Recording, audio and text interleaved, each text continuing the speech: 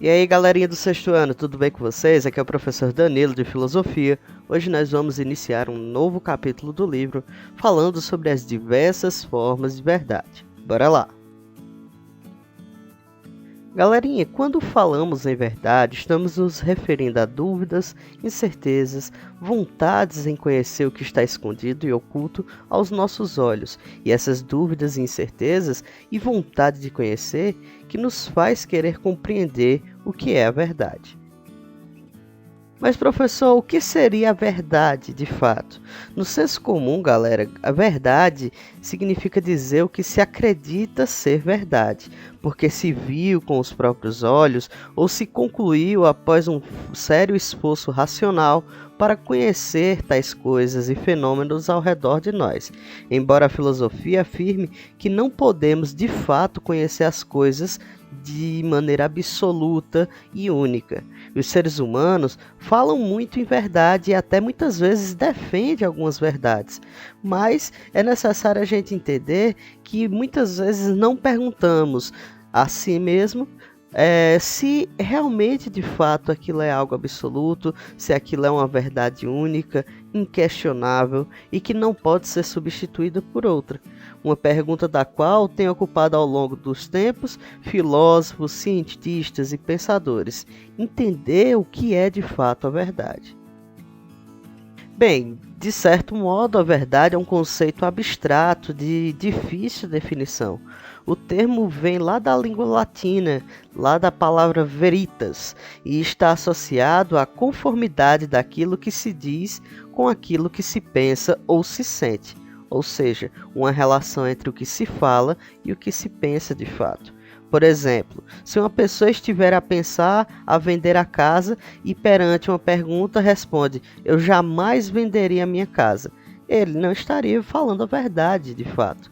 Ou, por exemplo, quando um rapaz acha uma moça bonita e alguém pergunta para ele: "Você acha aquela moça bonita?" E ele diz: "Não, não acho." Ele acaba se distanciando daquilo que ele pensa através das palavras, o que caracterizaria assim uma mentira. A verdade, galera, também é a conformidade das coisas com o conceito que se tem formado mentalmente em relação a elas. Então, por exemplo, eu acredito que Deus é a única divindade que existe no mundo. Para você, isso significa realmente uma verdade. Você acredita piamente nisso e acaba se tornando verdade a partir do momento que você toma isso como verdade. Mas a gente sabe que outras pessoas ao longo da Terra, ao longo do mundo e ao longo do tempo também, já acreditaram em outras divindades e olhariam para a sua verdade e questionariam: "Não, você está mentindo. Eu acredito nos deuses do Olimpo, lá em Zeus, em Apolo e Atenas. O seu Deus cristão, católico, evangélico, ele não é verdade, ele é mentira."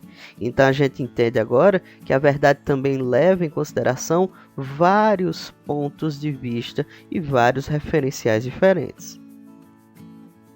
Galerinha, outra forma de também entender a verdade é com o raciocínio, que não se pode negar algo racionalmente. Por exemplo, se alguém disser: "Esta mesa pesa 5 quilos", e que depois de esta ser devidamente pesada e o peso se confirma na balança, ninguém pode dizer que aquilo não era verdade. Então há uma ligação direta entre o que nós falamos e atribuímos como verdade e o real, aquilo que faz parte da realidade que nos cerca. A existência real de algo também está associada à verdade dessa forma. Esse cão é de verdade, por exemplo? Quero comprar uma bateria de verdade. Já me cansei de usar essas baterias de segunda mão. Então, na prática, essas afirmativas acabam levando em consideração não só a realidade que nos cerca, mas também a nossa postura e a nossa opinião. Então, na prática, não quer dizer que essas coisas não existam, mas que se trata de algo diferente daquilo que se imagina. Por exemplo, quando eu penso: essa mesa, eu posso utilizá-la como cadeira. E aí, eu posso realmente utilizar uma mesa como uma cadeira? Eu posso me sentar, mas ela não vai ser uma cadeira, ela vai ser uma mesa. Então, independente do que nós falamos, independente do que nós pensamos, coisas que estão presentes ao redor de nós acabam se tornando pontos de referência para o que nós falamos e, consequentemente, para aquilo que é entendido como algo verdadeiro ou como algo falso. Então, pessoal, pela nossa discussão até aqui, eu acho que vocês já entenderam que não existe apenas uma verdade absoluta, mas sim que existe inúmeras verdades. Aí no quadro fica bem claro, né? Existem 3 tipos de verdade: a sua verdade, a minha verdade e a verdade. O que isso quer dizer, professor? Que na maioria das vezes existe o que nós entendemos, o que os outros entendem e o fato real que existe em torno de nós. Por exemplo, digamos que caiu uma bomba lá na cidade de São Paulo às 10h40 da manhã. E as pessoas que estavam próximas de lá sentiram esse estrondo às 10h40, 10h41. Então o repórter chega para ela e diz: a bomba caiu às 10h40. Isso para ele é verdade. E coincidentemente caiu realmente essa bomba na cidade de São Paulo às 10h40. Mas uma pessoa que estivesse longe, por exemplo, lá no Rio de Janeiro, e ele só escutasse o estrondo dessa bomba 5 minutos depois, às 10h45, e um repórter chegasse para ele e perguntasse, né, de que horas a bomba explodiu, ele ia dizer de 10h45. Bem, para ele, do ponto de vista dele, ele não estava incorreto, ele realmente estava falando a verdade. Mas quando nós vamos analisar o fato real, aquilo que aconteceu, há uma discrepância entre o momento da explosão e o momento que essa pessoa entendeu que ocorreu a explosão. Então, dentro das mais complexas tentativas de definição, não podemos simplesmente escolher uma e pronto, isso daqui vai ser a verdade absoluta. O que eu quero dizer é que não existe a verdade. O que existe são diversas, inúmeras verdades possíveis. Assim, a busca pela verdade é como a busca pela essência de determinada condição. É compreender a totalidade da ideia e observar o que pode satisfazer ou não essa determinada condição. Dito de outra forma, apesar de tomarmos para si várias verdades inquestionáveis, como por exemplo, eu sou um ser humano, eu tenho uma cultura, eu acredito em Deus e Deus existe, parece que todas essas verdades acabam levando em consideração nossos pontos de vista, nossas subjetividades, nossas compreensões sobre o mundo, o que acaba apagando um pouco a possibilidade de uma verdade única e absoluta.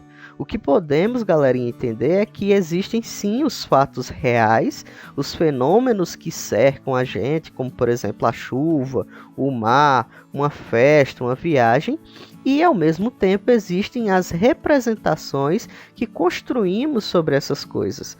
Tal forma de compreender a realidade acaba levando em conta um ponto de vista próprio e individual, que permite que um mesmo acontecimento seja interpretado de diversas formas. Então podemos concluir, galera, que a verdade então torna-se como apenas um ponto de referência, existindo várias outras formas de se entender o mesmo acontecimento. Dito isso, pessoal, eu quero que vocês façam aí a leitura das páginas 34, 35 e 36, que são alguns textos que vão mostrar de outra forma o que nós discutimos aqui a nossa aula, e também quero que vocês façam as atividades lá nas páginas 37 e 38, mais especificamente no setor lá de atividades e interpretação e conectar o pensamento, tá certo? Na próxima semana vamos estar corrigindo essas questões. Desejo a todos uma ótima semana, um grande abraço em cada um de vocês e até a próxima videoaula.